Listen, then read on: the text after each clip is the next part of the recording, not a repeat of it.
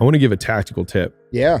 So when I, joined these networking groups and stuff early on, like that gym owner group, things like that. What I did was I reached out to every single person that was in the network. And what I did was I pretended they were a client of mine.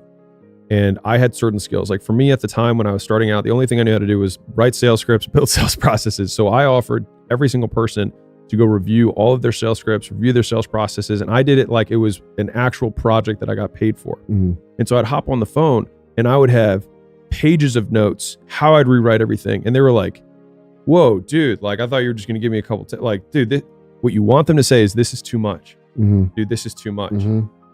Because what happens is you stack something, you get an IOU, which is incredibly valuable, and it's one-sided. Like you now gave them something and that can come in handy later down the road. And for me, those are the things that I cashed in when I didn't know how to run Facebook ads, right? Like I learned something from that guy, but later on I needed a way deeper understanding than the one weekend workshop that I did. And I hopped on with a person, and I had hopped on with plenty of others who've never given me anything back, and that's okay. Because when I did need something, I did have somebody in my phone book where I was like, oh, I did that thing. I wonder if I wonder if they'd help me out with this thing. And so what happens is you basically plug into everyone else's network and skills by giving first. Now, some of them aren't going to return the favor, but you're net positive on everything. Because if they don't return the favor, one, that's fine. Two, they're not going to have anything bad to say about you. Now, obviously there's pieces of shit for sure. No. But and it is okay. Yeah. It is okay if they never give back. Right. Like because dude, keep going. Sorry, I interrupt. No, I know where you're going. Yeah.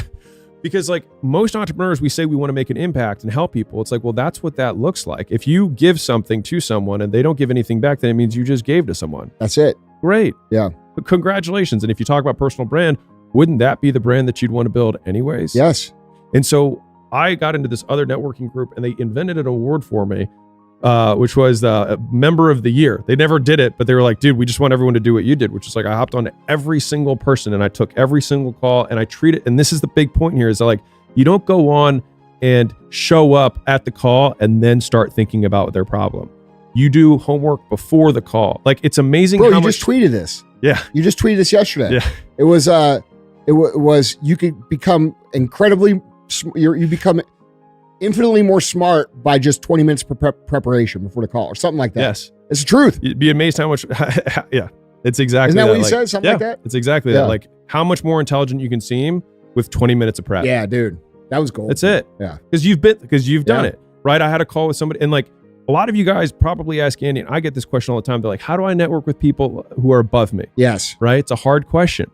So number one is you don't ask them what value can I provide you? Because now you're asking me to do homework to figure out what you can do for me. That's me doing work, which I can just keep living my life. What you do is you do the hard work of figuring out what can you provide to me that you have. And then instead of offering it, you do it and then give it to me. And I'm not telling you to do that for me. I'm telling you this is how I did it. This is how it works. Yeah. Yeah. And so if you have someone who's ahead of you, do whatever your niche skill. If you're a fucking carpenter, then build the most amazing table of all time and send it to somebody. And you know what they're going to do? They're going to get it and be like, this is too much. I can't believe somebody did this. And then what happens? Hey, sound familiar? It does, doesn't it? That's how he's here. Oh. You're explaining how he got here. That's the game, yeah. Right? Like half the editors I have, they're like, hey, I went through all of your old clips that are on YouTube. I clipped 20 of these short reels. This is what I did. And they sent them all to my creative director. And he was like, oh, this kid's good. Now, mind you, if you're not good, that's also good feedback. And I will tell you this, that guy and most people would give you at least the time to tell you what you could do better, because anyone will help someone who starts helping themselves. Anyone will help someone who takes initiative.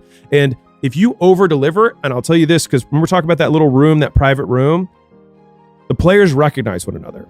And so like when I see the young guys coming up, the guys with the blue check mark and the Rolex and the, like, this isn't, I'm not, no, yeah. posing in front of the Lambo they rented for the day, right? Yeah. Or whatever. I stopped doing that a few years ago. No. But, and by the way, they were never rented. Yeah. Yeah.